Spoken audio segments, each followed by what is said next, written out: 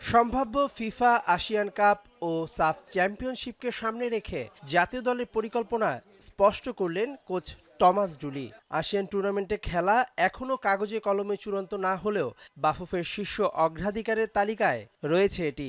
পর্যাপ্ত প্রস্তুতি ছাড়া কিরগিজস্তান সফরের ঝুঁকি না নিয়ে ইন্দোনেশিয়ার আসরে অংশ নেওয়াকেই ইতিবাচক হিসেবে দেখছেন এই ট্যাকটিশিয়ান। এই টুর্নামেন্টে আমরা আন্ডারডগ হিসেবে নামব, যা আমাদের জন্য ইতিবাচক। চাপ থাকবে প্রতিপক্ষের উপর। খেলোয়াড়রা শতভাগ ফিট থাকলে যে কাউকেই চমকে দেওয়া সম্ভব।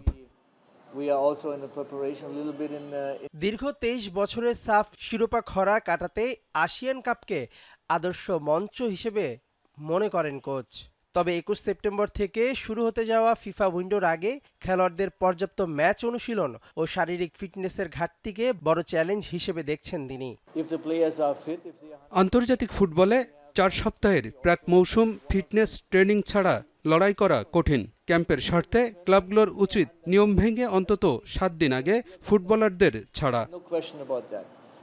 সোমবারের মধ্যে ফিফা নিশ্চিত করবে আসিয়ান কাপে বাংলাদেশের থাকা না থাকা। মেহেদী নাইম, যমুনা স্পোর্টস, ঢাকা।